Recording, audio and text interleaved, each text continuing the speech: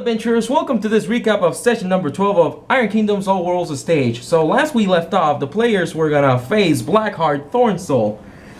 So the battle commenced. They fought for a couple of rounds. They noticed that he would hit hard, but the guy didn't have that much in way of defense or armor, so he was taken down quickly. This was a very combat heavy session. After the fight with Blackheart, they kept telling him, just stand down, don't fight, surrender, you don't have to fight. And he kept telling them, it's in my nature, I just have to, I cannot not fight. So after the fight was over, Coxhood took out her gun and she was gonna shoot him in the head, because Sterling dealt the finishing blow, but he didn't outright die. At that moment, Gamsho, of all people, appears and runs into the top of the Coliseum. He's like, what the hell's happening? And at that moment, Koksu just shoots him. And when Koksu shoots him, he says, finally I'll ascend. And they're like, the floor of the Coliseum crumbles, leaving enough space for them to run on the outskirts of the Coliseum, and a gigantic monster thing comes out of the blackness of the bottom of the Coliseum. He was basically a combination of all the fantasy bosses I've had. Like, it had the one arm was a dragon head, like Draconis. It had the other arm would have the sword that this guy's name, Orgothonis had, the cloak of Necronis, and in the chest it had the giant eye of Rylionis, and he proclaimed himself to be Eternal Lord Onus. Now, the reason for his name, originally this guy was gonna be the second stage for Blackheart, but then I thought, instead of making a second stage, let's just make it like a very Final Fantasy JRPG thing where you strike this guy and then the real final boss comes out. Because I'm trying to follow those tropes. And then I was starting to think of a name, and then I realized I have named all these guys something Onus at the end, so whatever, his name is Onus, Eternal Lord Onus. I made a really rude drawing of him. I'm not gonna show it because I'm ashamed of it, because I suck at drawing. My wife thought it was cute, but then again, she's a really good artist. I suck utterly, but you know, I'm not the artist in the family. Oh man, so they fought him. The funny thing about this part was that reality was changing, and I handed them 2 new character sheets. Sterling had a character sheet where she was a warcaster and a knight instead of a warcaster spy, and Coxhood was a field mechanic and a military commander, and a military officer, instead of a field mechanic thief. And I hand them out these character sheets with different abilities, different stats all around, and they're like, well, okay. And I'm like, this is what you're doing now, like these are your characters right now. It was fun. They had a fun fight against Onus there. They eventually got Gamsho to join in the fight because Gamsho was scared in a corner. He had no idea what the hell was happening, but Koksu was able to use her command skill to command him to join them and to help them out, and he gave them a bonus through the rest of the combat. They were able to deal the final blow as Sterling ran up the dragon arm and stabbed Onus in the eye, and then Onus just fell into the abyss and she fell with him. Gamsho jumped after her, but the giant Coliseum crumbled around them, and they fell through what appeared to be stars and shards of mirror and crystals all around them. And as they were falling, I told them, well, I handed them new character sheets for a game I'm actually designing. So it was the first test run for this game. I was really excited for my mirror system, based on my mirror game that I ran last year. And they were like, what? And I'm like, yeah, well, I told Coxwood's player, you told me you wanted to playtest Mirror, so here's our chance. And as they were falling, again, reality changed. They remembered that they worked for King Adamant, and that they were part of the Granshelm Kingdom, and that they were a group of intrepid adventurers. I explained the mechanics of Mirror Mirror a little bit. Like I skimmed through them because I didn't want to go that much into detail, but they caught on really fast, and I'm really surprised, especially for my wife. She's still a noob when it comes to tabletop role-playing games, and she caught on so quickly. Like she went from her character to a new character using the Iron Kingdom system, to a new character using a different system that nobody has ever seen before, and she caught on really quickly, and it was really cool on her behalf. I mean, Coxwood's player, he did it, but you know, he's a veteran like me. We've been playing role-playing games together for close to 10 years now. So during the fight, they were falling through eternity, and the body of Onus was turning into these goopy tentacles, grayish goopy tentacles that were attacking them all around. They were able to defeat him. Everything went black, I told them. And after everything went black, they awoke at their adventuring order, at their adventuring guild. And there, Jedediah, the mild-mannered, how do I call it, mild-mannered apothecary, was tending to do their wounds. And he told them, well, the king is having a great feast on your behalf. So please come quickly, and let's join in. And they're like, oh, okay. And oh yeah, cause Hammer was there with them during the second phase of the fight as well. His stats didn't change, but for the third stage with Mirror Mirror, he actually had his own stats, and I gave them also to Coxwood's player, and it was fun. Like in that reality, in the Mirror Mirror reality, Hammer would actually be able to speak because he's a companion. Actually has an intelligence score. He could speak and talk. And so they go around town looking at things. They're gonna go to the castle. They go to the castle. There they find King Adamant, and he tells them, "Well, the great boons I'm gonna bestow upon you, Coxwood. We are going to mend ties between humans and dwarves."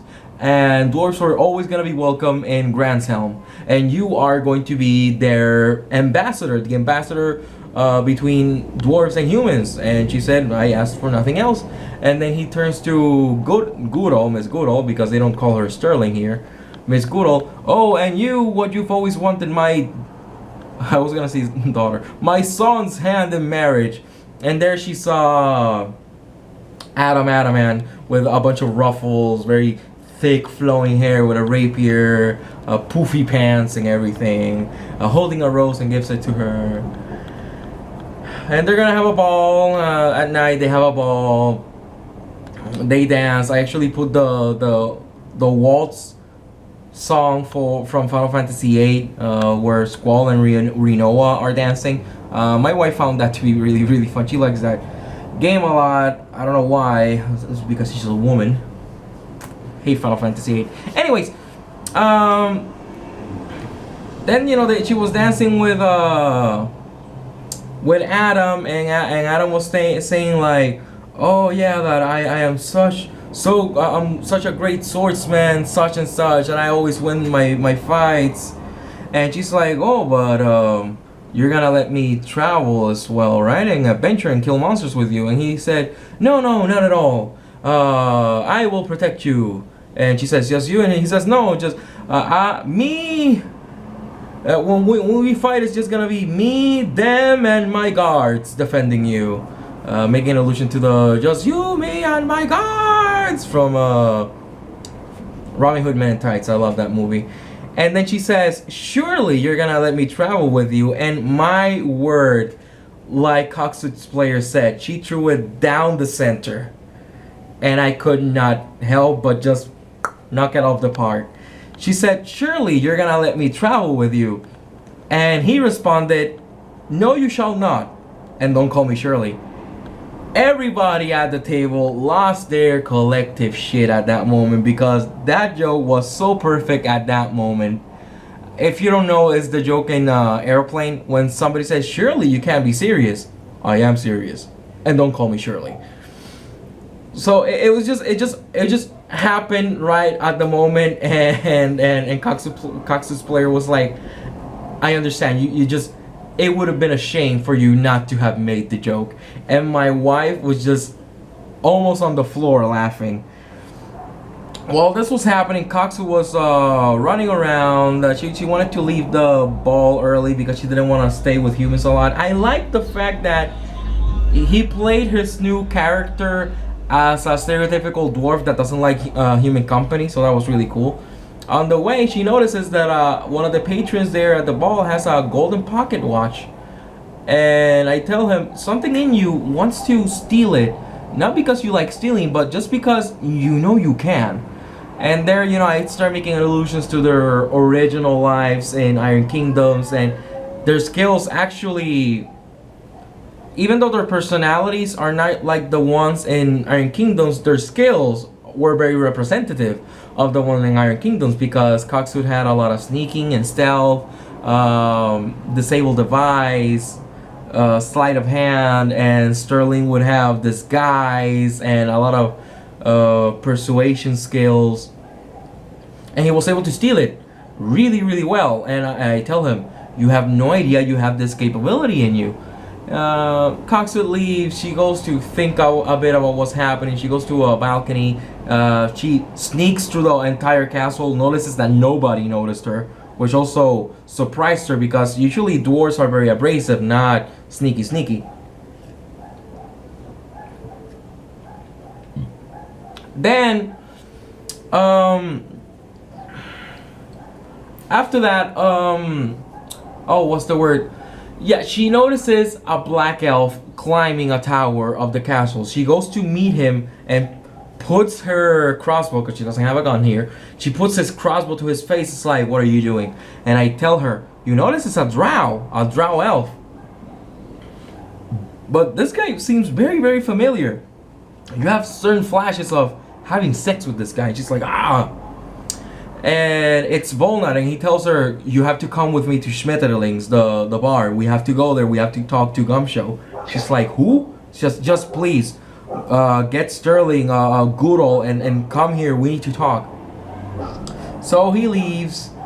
She goes to talk to Goodall. She takes her away from Adam for a while and explain what's happening. They go to the bar, and first she was gonna roll, gather information to see where that bar was, and then I told her just roll streetwise. She rolls, and I told her, for some reason, you know where every single bar in this town is.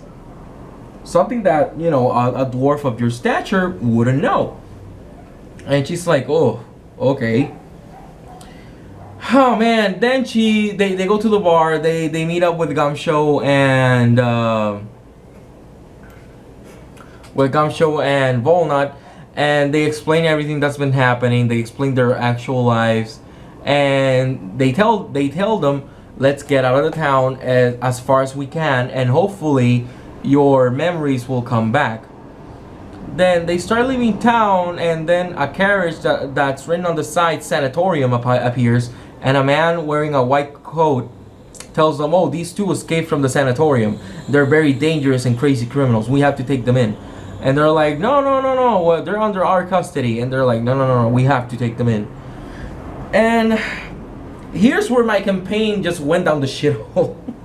But it was cool though, because originally I had planned for them to let them take them away and like keep thinking about them from time to time. I had a couple more adventures planned out. Like this whole session was supposed to be in the fantasy world, and a little bit of the next session was also supposed to be in the fantasy world, but the fantasy world was ended in this session, because originally I was gonna have them like face fantasy version of the Four Horsemen, but they were like literally horsemen. They were men with horse heads, and that was supposed to give them like a small hint of who the creator of the fantasy world was, because when this person heard the word horsemen, that's what this person thought about. Just men with horse heads, because that's what a horseman would be, or a centaur, but no centaurs in Iron Kingdom, so a man with a horse head. But that never came to pass, because they said, alright, but we'll go with you. They're like, oh, fine. They go with them. Eventually they notice that Gumshoe and Volna were thrown off a bridge, and the other people threw themselves off the bridge as well to hide them. They go after them. The man in the white coat tries to hold Coxwood and Goodall back. He says, no, you mustn't go. And they go under the bridge. There they find a hidden door. Once they find the hidden door, Coxwood notices that she's really good at lock picking as well. They go in. They're inside, and again, I sort of had planned for them to just leave and just think of that time as a weird event. But no, they kept on pushing, so I honestly don't mind that they kept on pushing. We got a bunch of really cool results from it.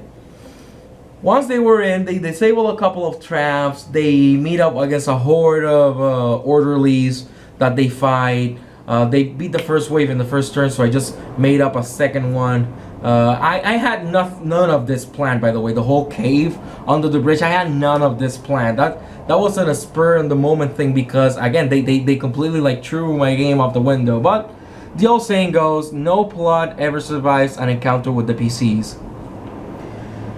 So after the second wave, Coxwood picks up an axe and she says, I feel more comfortable with this.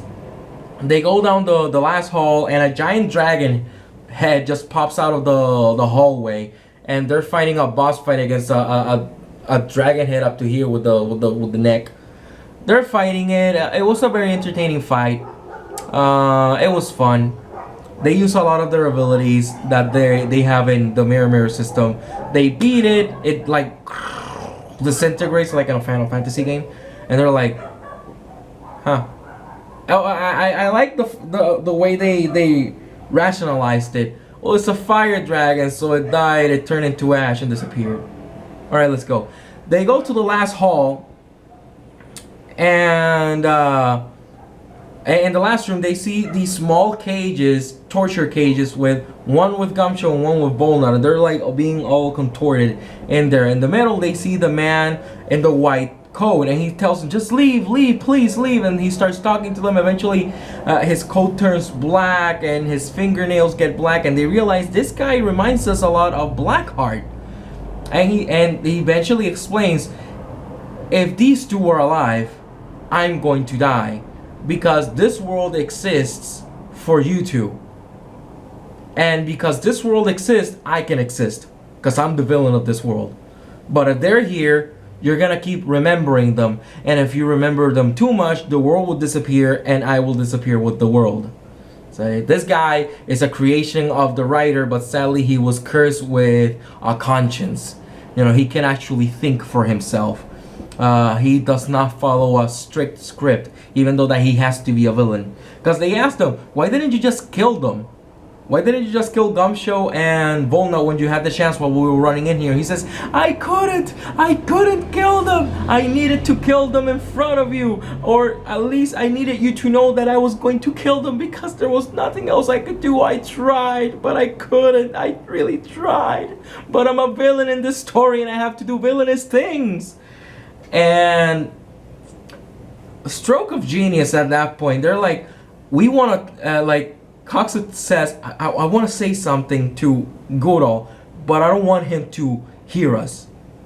And I told him, well, if you leave the room, he'll take it as you saw Gumshoe and Volna, so he's just going to kill them outright if you leave the room. And then Sterling, my wife, said, wait, I talked to you in 5 Cant. What do you need to tell me? And I'm like, oh man, that is just, genius.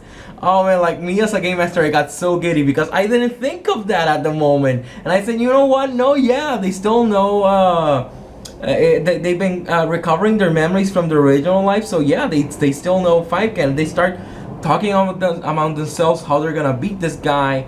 And Blackheart is like, oh, shut up. And they start the fight. Now here's where things got really fun for me, because they will have a turn in the mirror world, and then when Blackheart's turn would come up, they would revert to the original Iron Kingdom's character sheets,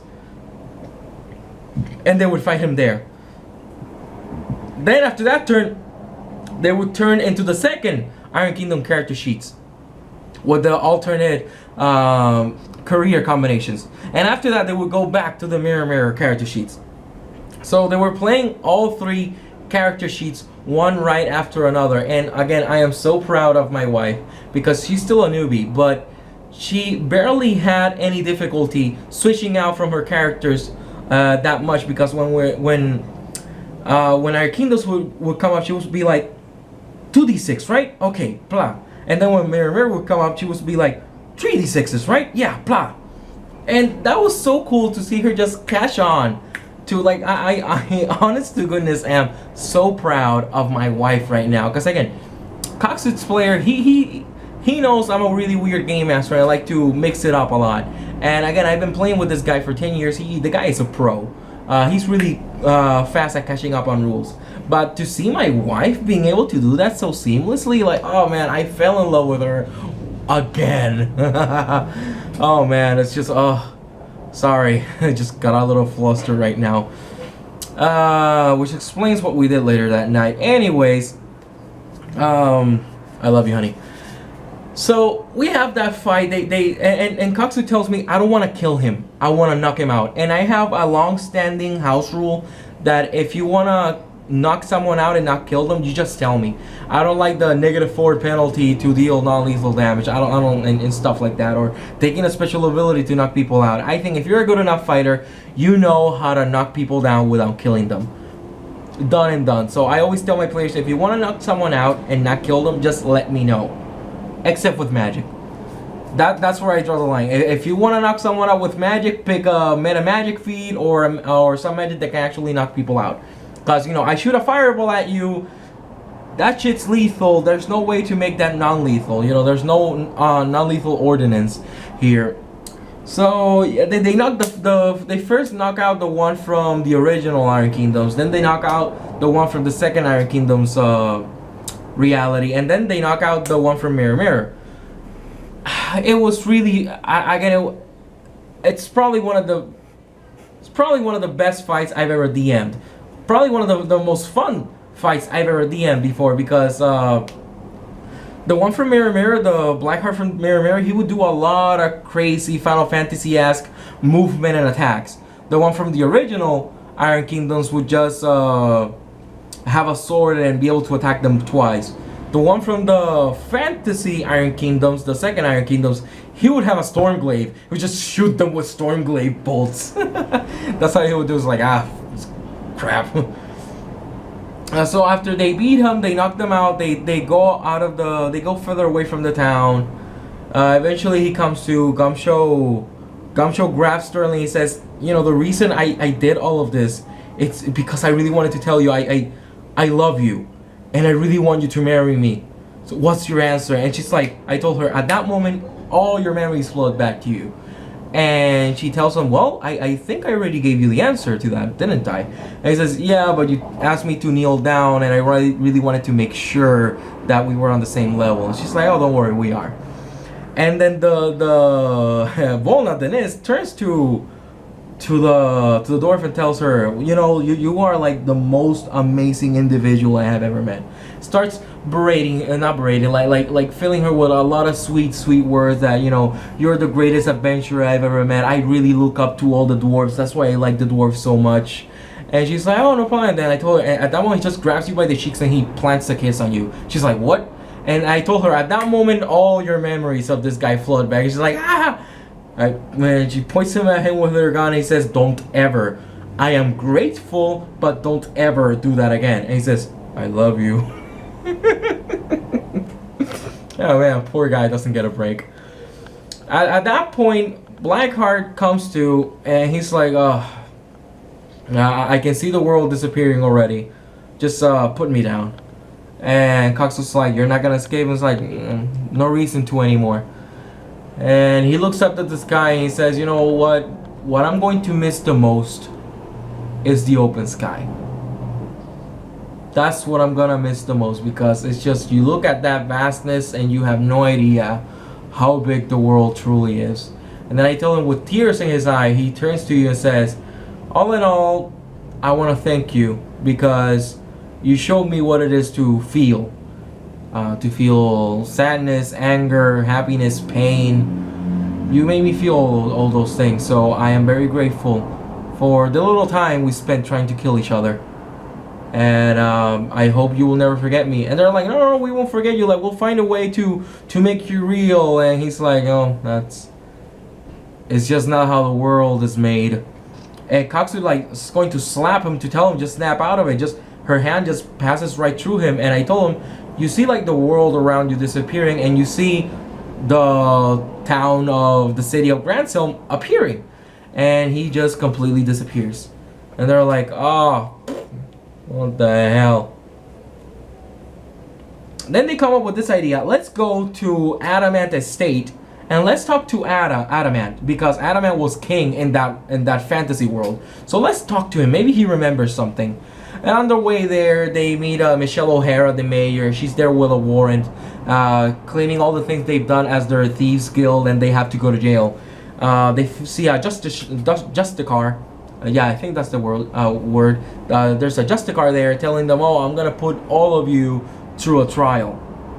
My wife didn't call out her truth reader, so I didn't bring attention to it because I didn't want to. It was already 1 a.m. I wanted to finish the session and the way I wanted to finish, so I was gonna milk it a little bit, you know what I mean?